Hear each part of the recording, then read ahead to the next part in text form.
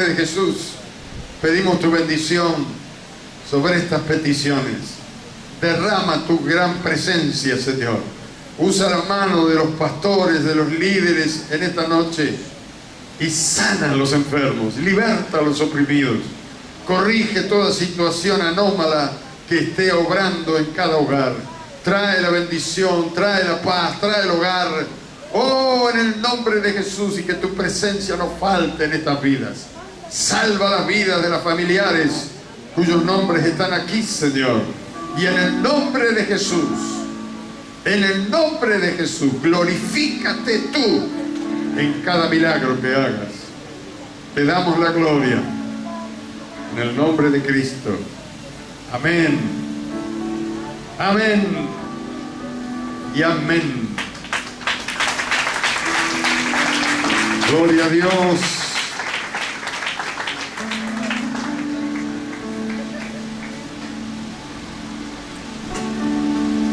Estamos finalizando el Sermón del Monte. Estamos en el capítulo 7 de San Mateo y estamos hablando de las leyes del reino de Dios.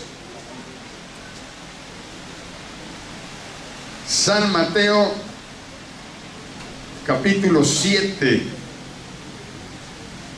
versículo 15.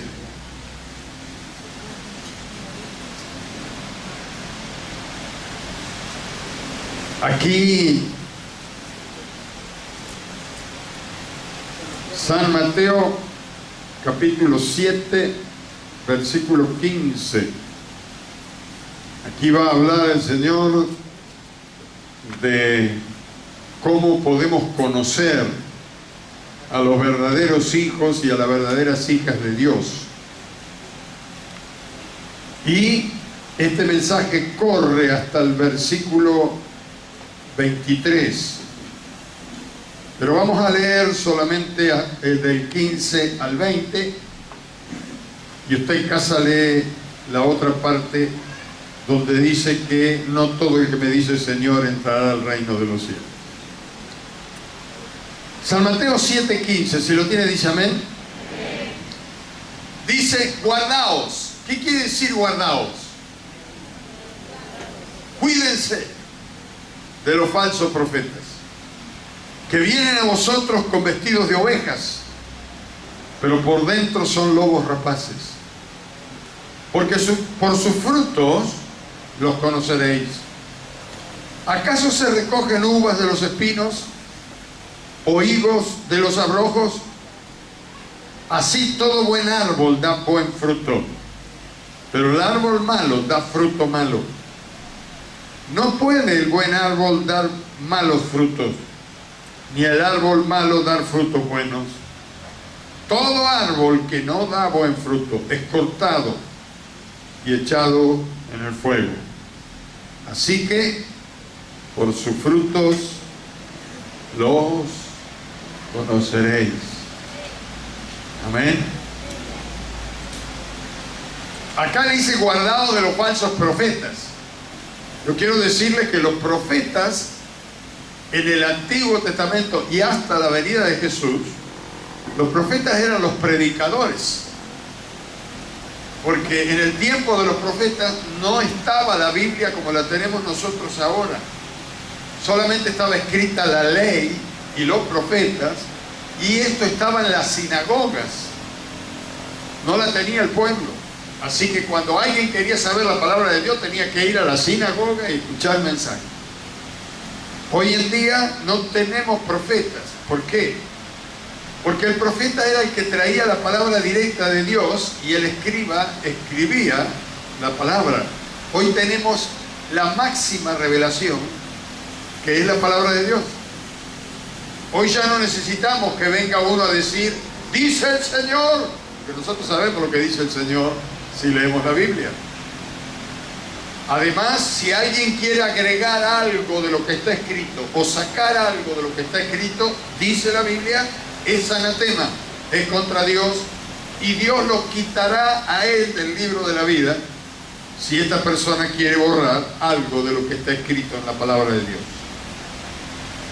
Entonces, la máxima autoridad profética que puede existir sobre la tierra es la palabra de Dios, a la cual nosotros le llamamos Biblia, que quiere decir biblioteca, y que contiene 66 libros inspirados por el Espíritu Santo, escritos por 44 autores que vivieron en distintos tiempos, en distintos lugares, y que todos predicaron lo mismo. Porque Dios tiene un mensaje para el pueblo, no dos. ¿Cuántos me van siguiendo? Amén. Ahora, siempre hubo falsos profetas. Y el Señor dice que los falsos profetas andan por el mundo y el mundo los escucha. De eso no se hace problema al Señor. El problema se hace el Señor cuando los profetas falsos se meten en las iglesias y enseñan mal al pueblo. Hay iglesias que los predicadores son falsos y por ende los creyentes también son, porque son enseñados por cosas que no son de Dios. Usted va a leer en Jeremías, en el libro de Isaías, que muchas veces Dios va a decir, estos profetas que andan hablando, diciendo de parte mía y hablando de parte mía, yo nunca los maldé, yo nunca los mandé, nunca los envié. Pero para que ustedes sepan si el profeta es verdadero, dice Dios, la profecía del profeta se tiene que cumplir. Si no se cumple, el tal profeta es falso. Ahora, ¿cómo descubrir, hermanos, al que es falso? Porque dice acá que vienen vestidos de ovejas. Parece un creyente, parece una creyente o un creyente. Exacto, es la réplica. De afuera tiene lana y olor a oveja. Por dentro tiene un lobo, dice el Señor. ¿Y el lobo a quién se come? Este viene para matar, para destruir. Ahora, ¿cómo descubrir si todos parecen ovejas, si todos parecen buenos predicadores? Dice acá, por sus frutos los conoceréis. Y este mensaje lo repitió Jesús, pero en los 3 años y medio de ministerio. Mire, a ver, vamos a ver unos versículos, después ya no les hago trabajar tanto. San Mateo capítulo 3, el mismo libro donde está. Vaya al capítulo 3 y al versículo 10.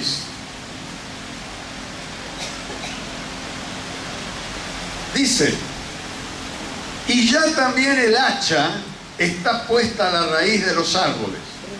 Por tanto, todo árbol que no da buen fruto es cortado y echado al fuego. Ya el Señor tiene el hacha. ¿Puesta dónde? Está apuntando a la raíz, porque el árbol es conforme a lo que es la raíz. La raíz no se ve, está metida debajo de la tierra, pero lo que uno ve es el fruto. San Mateo 12, el mismo libro, capítulo 12, versículo 33.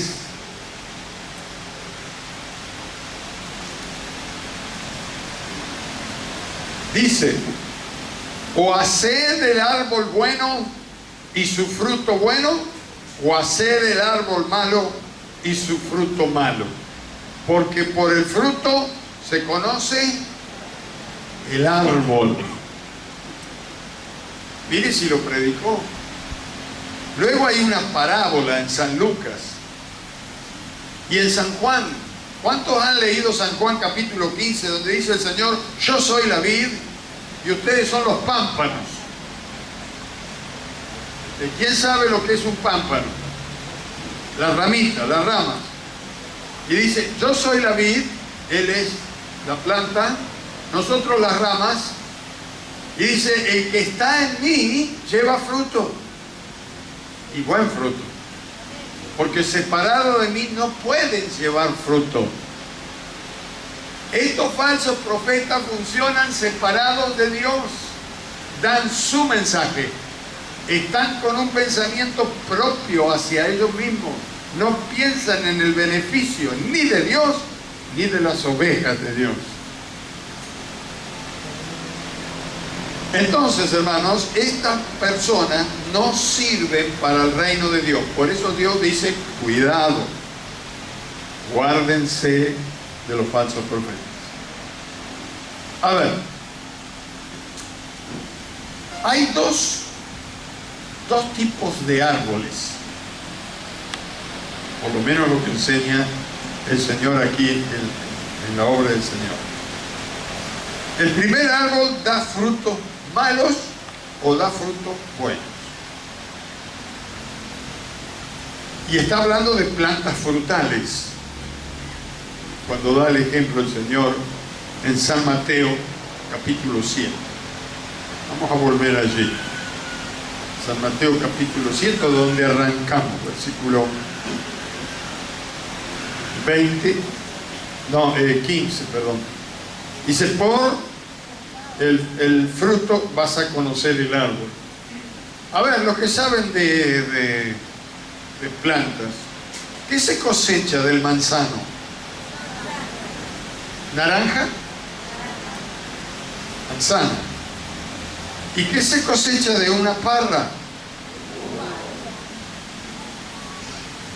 Banana no, ¿no? Como decían los brasileños, la banana está engaroso. ¿Qué se cosecha de un pino?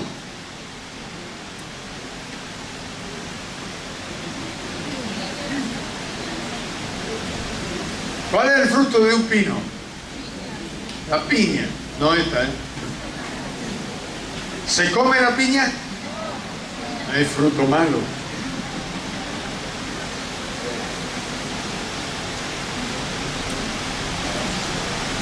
La Biblia dice, tanto en las cartas pastorales como en la vida del Señor, que hay personas que tienen apariencia de piedad y con sus hechos niegan la eficacia de la misma.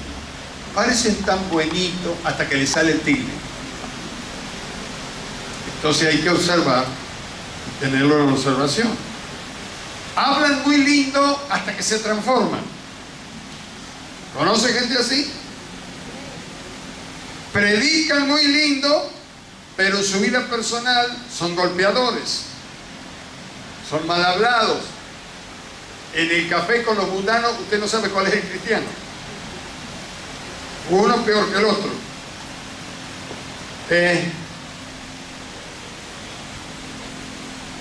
Después, cuando están con nosotros, parece que fueran como nosotros. Pero cuando no están con nosotros, parece que fueran de afuera. Enseñan el amor, enseñan sobre la unidad, pero son divisionistas y piensan en su propio beneficio. Y dice la Biblia, llega a decir, solo piensan en su vientre, le sacan a las ovejas lo que tienen porque trabajan para su vientre. No sé cuánto habrá leído esto en la palabra de Dios. Sienten remordimiento cuando los descubren, como Judas, pero no se arrepienten de su pecado y no cambian. Estos son falsos. Yo sé que el tema no da para más, pero porque hay un silencio sepulcral. Pero hay momentos, hermanos, cuando aún el buen árbol es atacado por demonios, por espíritus inmundos. El que tiene buen fruto es atacado con malos pensamientos. Para que este buen árbol, que un día Dios lo hizo un árbol nuevo, el diablo trata de ensuciar y de hacer que no dé los frutos que Dios quiere que dé.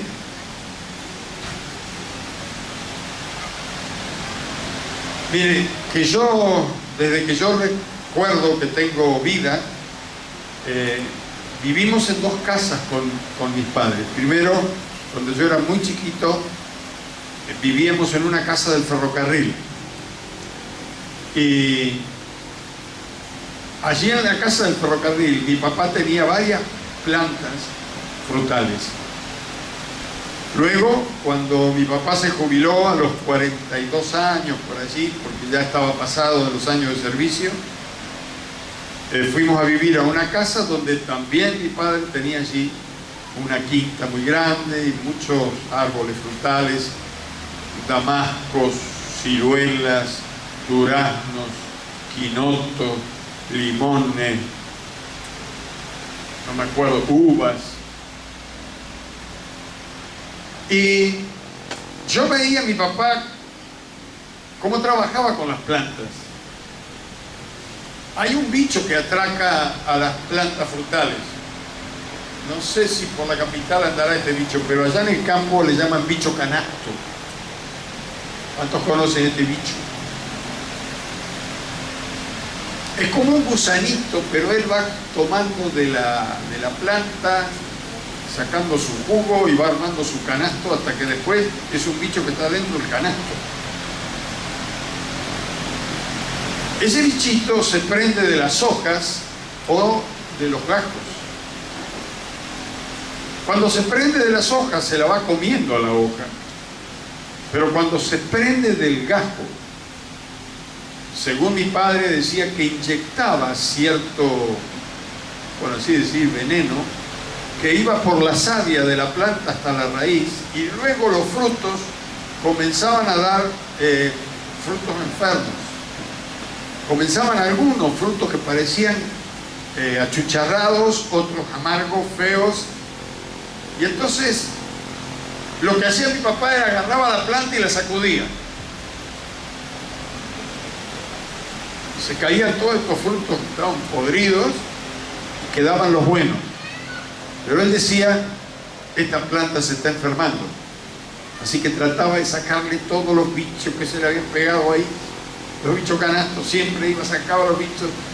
Y cuando empezaba a dar ya frutos así enfermos, él cavaba la tierra hasta la raíz y abonaba la tierra. Trataba de sanarle la raíz. No recuerdo que alguna vez haya logrado realmente sanar alguna planta, porque terminaba siempre, cuando la planta se enfermaba, terminaba sacándola. Y esto es lo que dice la palabra de Dios,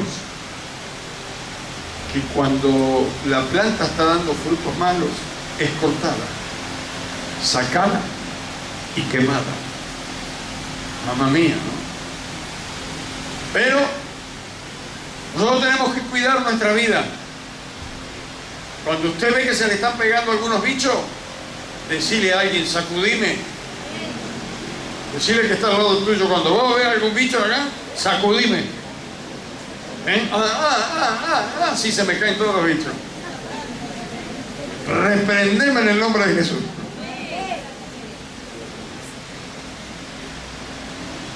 Y de esa manera vamos a sanar el árbol. A veces cuando alguien nos exhorta, nos dice, estás mal, va mal, toma otra posición, eso es cuando nos estamos sacudiendo y están cayendo los bichos que se nos quieren pegar. Y luego vamos a tener que abonar la raíz, porque es adentro donde nos afectan estas cosas. Les voy a leer y usted me va a seguir. Acá en la Biblia, una experiencia con una planta que no tenía fruto. Miren. San Marcos,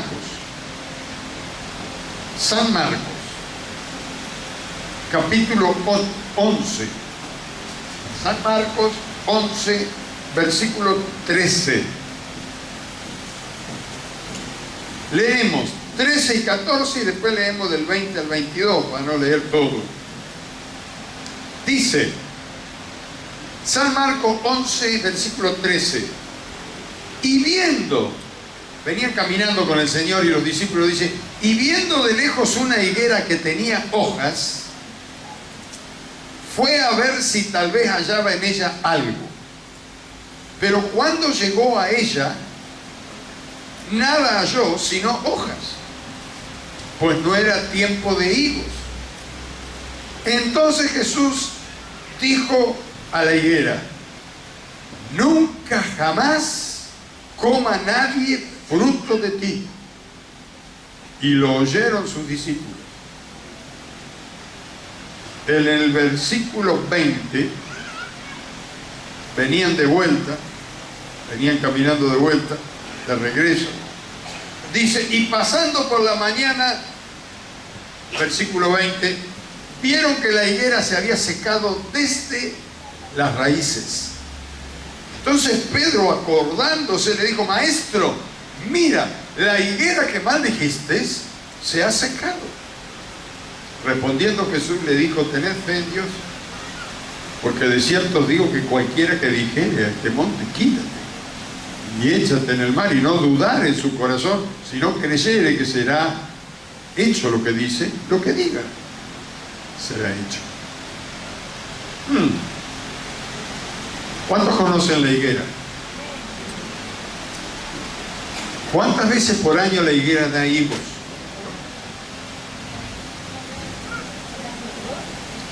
Dos veces. La primera vez son higos pequeños. La segunda vez en el verano son higos recorchos. Cuando llega el verano, lo primero que la higuera saca de sus gajos son hojas. Las hojas son bien grandes porque parece como que la plantita tiende a esconder el fruto que viene, porque los higos que van a venir son grandes. Tapa a los higos más grandes y más ricos. Pero fíjese que la Biblia dice que no era tiempo de higos, ¿no? Y si no era tiempo de higos, ¿por qué Jesús fue a buscar higos? Oiga, dígale al que está al lado: si no era tiempo de higos, ¿por qué fue a buscar higos? Es una locura. ¿Sabe por qué fue a buscar higos? Aunque no era tiempo de higos, porque tenía hojas.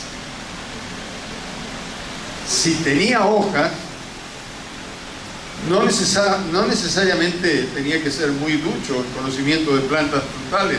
Sabía Jesús que cuando aparecían las hojas tenía que haber higos. Pero no era tiempo de higos, pero tenía hojas. Entonces se acercó, levantó algunas hojas, miró por acá, por allá, y le habló a la planta y dijo: jamás nadie coma de ti. ¿La maldijo?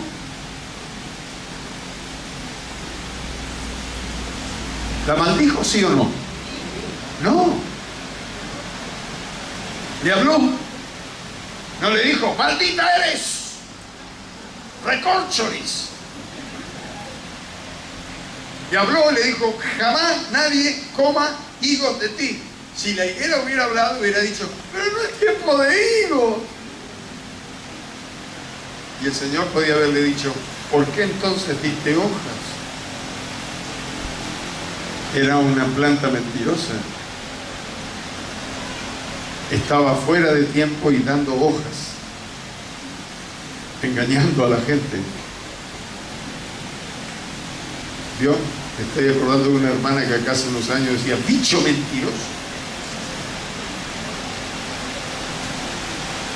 Era una planta con la raíz enferma. Y el Señor le habló. El que dice que la maldijo es Pedro, porque dice en el versículo 21: entonces Pedro, acordándose, le dijo: maestro, mira, la higuera que maldijiste se ha secado. Y el Señor no dice que la maldijo, dice: respondió Jesús y le dijo: lo que digas. Si le decís que no hable, no va a hablar más.